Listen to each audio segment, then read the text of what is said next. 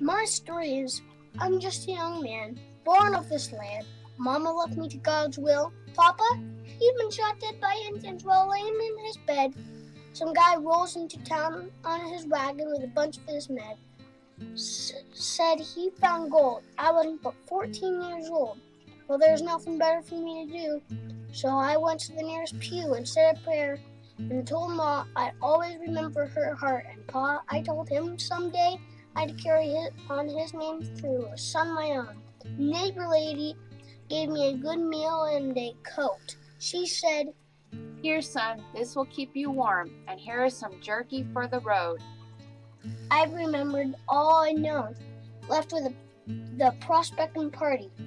But my roots are always firm in this territory, so going south don't mean I'm leaving home. A man I'm following, he said we'll be rich in 300 miles or so. I'm going to be rich, rich, rich. I'm going to be free.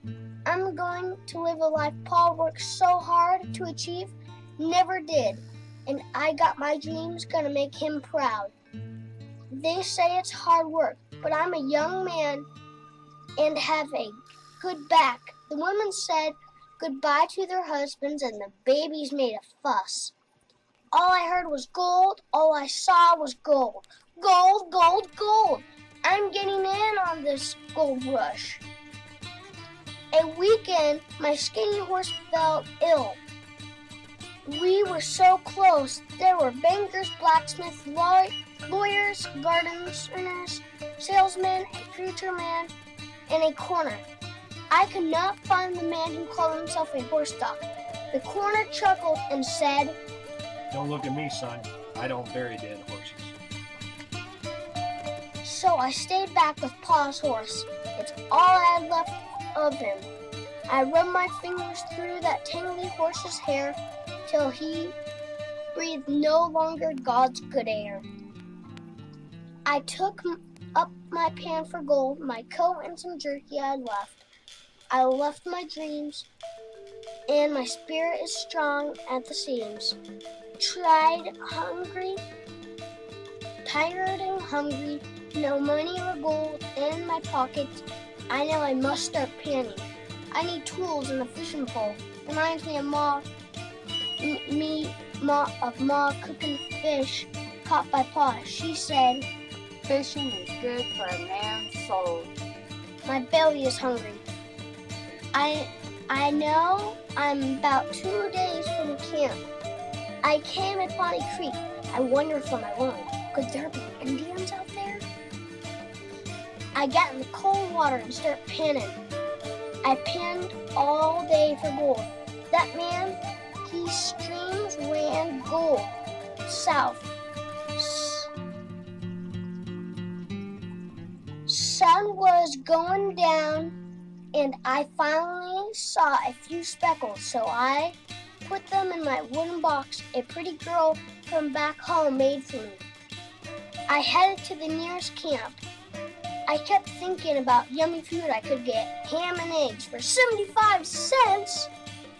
Wondered if I had 75 cents worth of gold. I knew I needed tools and matches. What should I buy? My stomach says food. My logic says matches and tools. 'Tis choice, come easy. Choice don't come easy. Tired from panning all day, I stumble into camp near town. I trade my gold for matches and an axe. I head back to my spot, the creek, quietly. I go quietly because I don't want none of the other men to know I found speckles of gold. Maybe I could find a nugget, and then I could claim my land, say, "This is it. I did it." I panned a few more days. I was hungry, but caught some fish and matches to make a fire and cook them up. It was so good. I was a man now. It got cold panning the creek. I was barefoot, but the sun was still warm enough on my face until night settles in. I had a good coat from the nice neighbor lady back home. I found more speckles of gold. I could live on fish, so I filled my wooden box with speckles. It had been at least a month. I wanted to have steak so bad. The nights were so cold. I knew I needed a blanket and a tent. I prayed. I knew I would have to leave a spot of this peaceful creek, giving me speckles of gold, go to town. What would happen if I left it? I was already lucky no Indians found me. Could this given spot in the creek be safe while I was gone? Next morning, I decided to go to town.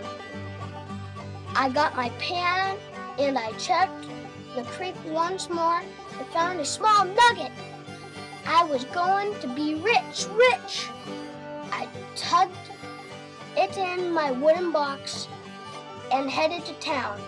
I got my steak, but I also got a gun, a tent, and my claim. My life was going to change.